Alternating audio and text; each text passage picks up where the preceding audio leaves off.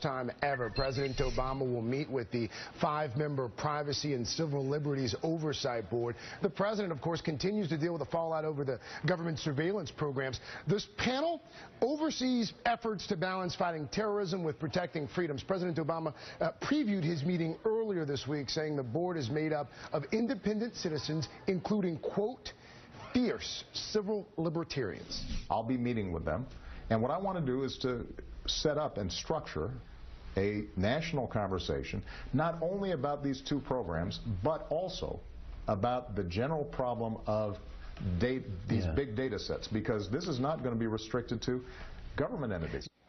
Russell Tice is a former intelligence analyst for the U.S. Air Force. Russell, from your experience in these circles, what do you expect to come out of the meeting today? Well, I think the situation for these meetings has been available since our previous president, and they've been non-existent to anemic up until this point. So I just can't see how all of a sudden such a board is going to have a say or sway into ultimately violations that are occurring against our Constitution. So you think that the meeting today is for the most part a PR move? Pretty much, yes. President Obama says that there's a lot of misinformation about these surveillance programs out there, so he has asked the Director of National Intelligence to declassify more information without compromising national security. How far will that go to help squash some of the outrage or confusion that's out there? Well, I mean, there's a lot of disinformation going on. I've always said that the situation is much worse. At some point, I'd like to talk about that.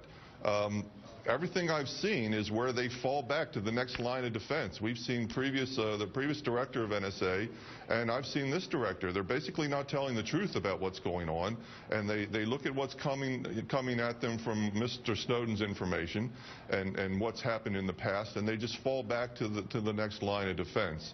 The situation is much worse than what's going on that we know. How much worse? Well, for instance, NSA today is collecting everything, including content of every digital communication in this country, both computer and phone, and that information is being stored indefinitely, and that's something that they're lying about. And that facility out there in Utah is online right now. And the fact that they have said that they do not do that, you're saying that that's just a flat-out lie? That's correct. The Guardian, the paper that broke the NSA news, posted 2 more classified documents. I'm sure you're aware. One reveals that the FISA court apparently allows domestic communications to be kept even if they were acquired inadvertently.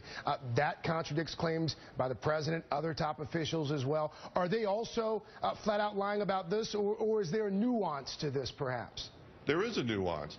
You got to understand the FISA court is being used as a screen to be able to use information that ultimately they can use to throw at somebody in a court of law with a grand jury. They did that when they threw the grand jury at me, and they did that to Jim Risen when they put him up against the grand jury, where they say, we have these digital records that you called this person, this source, but they won't discuss what you said, even though they had word for word everything that you've said, but they won't use that in a court of law, and they'll fall back to the FISA court to say that's how they had justification, just to get the metadata. Before I let you get out of here, I want to talk to you about another aspect of this story. There are reports now that the outside company that conducted the background check on Edward Snowden is the subject of an investigation, essentially because of its ineptness. How widespread are the problems with the way that we conduct background checks on folks with high security clearances in this country? Well, every check I've had has been pretty thorough.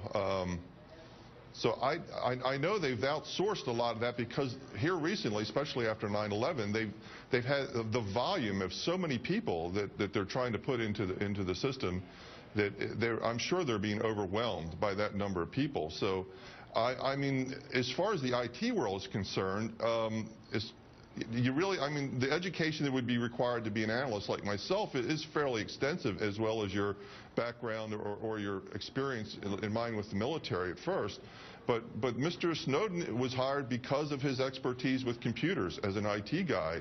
And that is, when you're an IT guy, that's the main thing you need to know is how to work those computers. Russell Tice, thank you, sir. Do appreciate your insight. Thank you. Still on deck this hour, the renewed